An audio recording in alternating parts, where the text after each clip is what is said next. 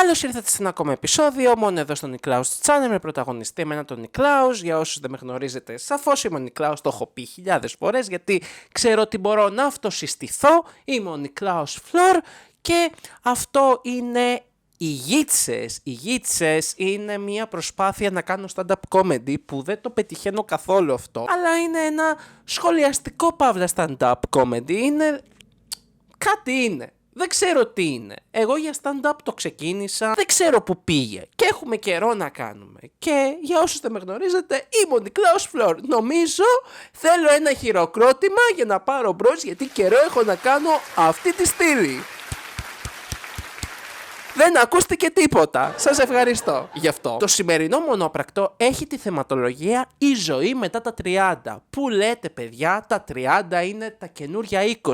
Δεν το ξέρεις αυτό αν δεν έχεις δουλέψει στο μαγικό κόσμο της πώλησης, όπου έχεις κάνει 16 χιλιόμετρα την ημέρα. Τρέξιμο το μαγαζί. Ξέρεις τι σημαίνει τρέξιμο το μαγαζί? Έχεις ξεκινήσει από το Μαραθώνα και έχεις φτάσει Καλιμάρμαρο. Εγώ στις πρώτες 2 εβδομάδες είχα χάσει 6 κιλά.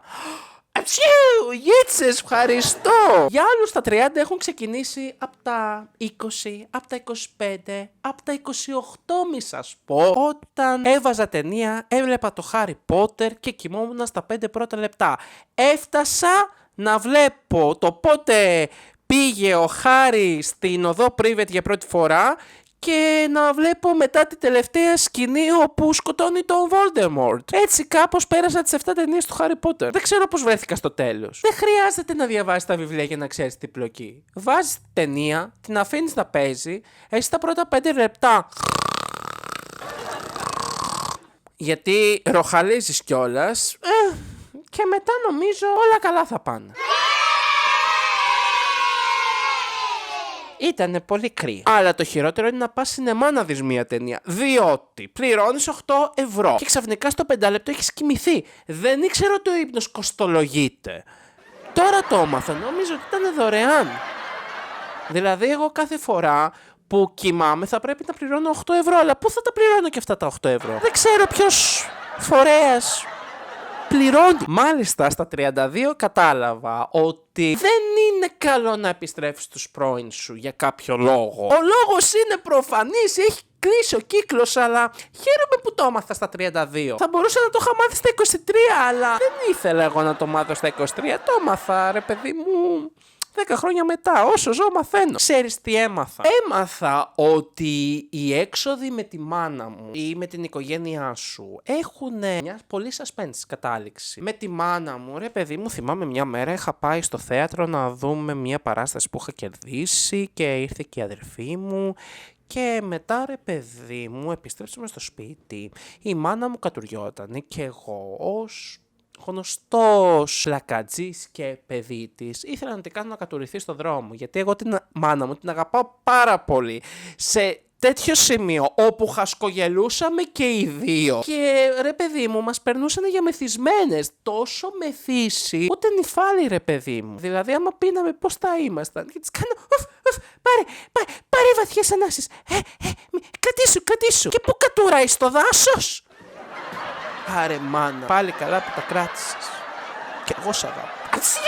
Γίτσες, ευχαριστώ. Ή μια άλλη φορά με τη μάνα μου, τώρα πρόσφατα συνέβη αυτό, όπου πήγαμε μαζί στην έκθεση στην οποία έπαιρνα εγώ μέρος και ρε παιδί μου κατεβαίνουμε στην Αποβάθρα από το μετρό και οι σκάλες ήτανε σε απόσταση 4-5 χιλιόμετρων παρακάτω, οπότε λέμε δεν θα πάρουμε το ασανσέρ, πονάνε και τα πόδια μας. Έχουμε γεράσει κι εμείς, μεγαλώσαμε. Τι να κάνουμε, γυρατιά.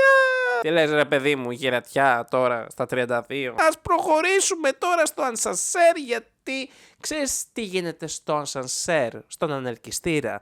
Στο ασανσέρ που συναντιόμαστε, φανταζόμαστε να συμβαίνουν τα πιο τρελά. Και συνέβη. Μπαίνει μία κυρία με πατερίτσα, μπαίνει και μία άλλη και τη ρωτάει, λες και βρίσκεται στο νοσοκομείο τον Ευαγγελισμό, το ΚΑΤ, Το κάτι νομίζω είναι για τα κατάγματα και για τα πόδια και για τα σπασίματα. Να σας πω, κυρία μου, εσείς το πρόβλημά σας είναι νευρολογικό, χειρουργικό, της ηλικίας, χτυπήματος. Τι είναι το πρόβλημά σας, από πού προέρχεται? Και απαντάει σοβαρά η άλλη, εμένα το πρόβλημά μου είναι από το τάδε, από το τάδε, από το τάδε. Και είμαι σε φάση, εγώ εκείνη τη βραδιά θα μάθω όλο το ιατρικό ιστορικό του Ευαγγελισμού. Ξαφνικά το ασανσέρ έγινε επίγοντα στο γεννηματά.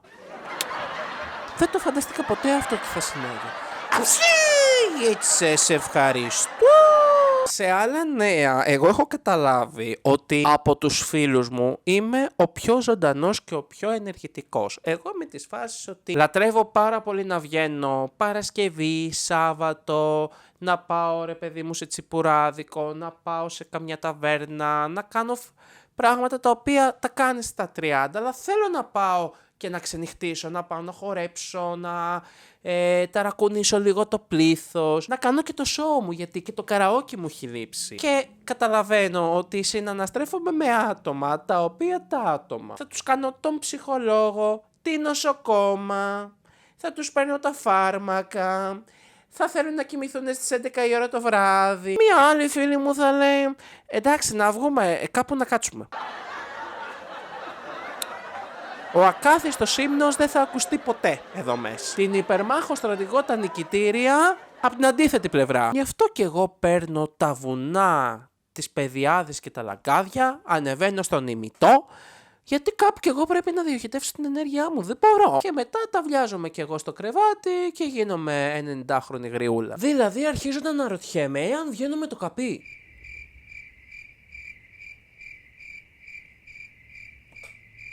Καπίστας έχω γίνει. Πω.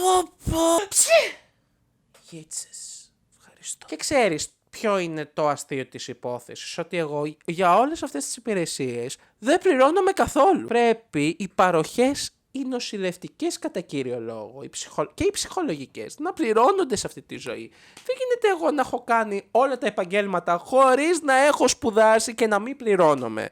Δεν μπορώ. Λίγο κάπου να φτερνιστούμε. Ατσίου! Φτερνίστηκα. Λέμε τώρα.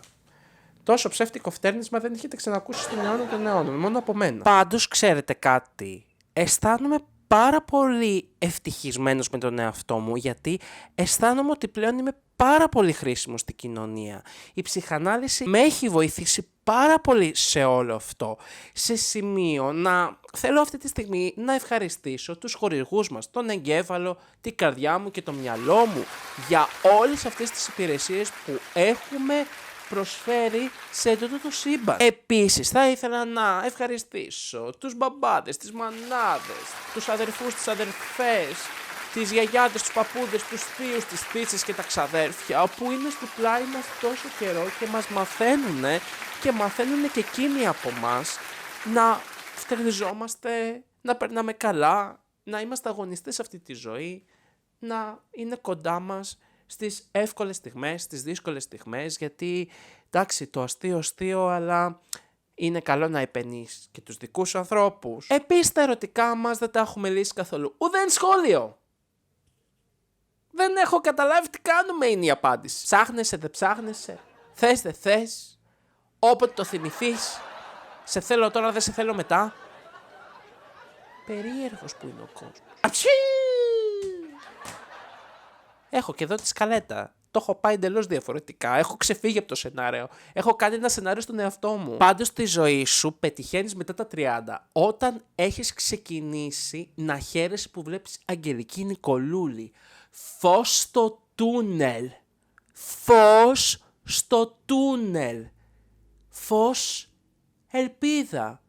Δεν ακούγεται ωραία ο τίτλος? Καμία ελπίδα για τους μελοθάνατους. Και εδώ έρχομαι και σου λέω ότι η ζωή είναι ωραία μέχρι αποδείξεως του εναντίου.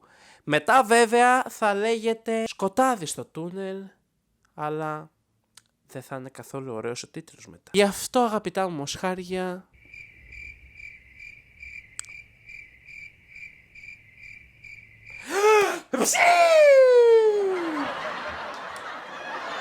γίτσες, ευχαριστώ. Αγαπητά μου μοσχάρια, αυτό ήταν το σημερινό βίντεο. Εύχομαι να ξεκαρδιστήκατε στα γέλια, δεν το έκανα τσάμπα.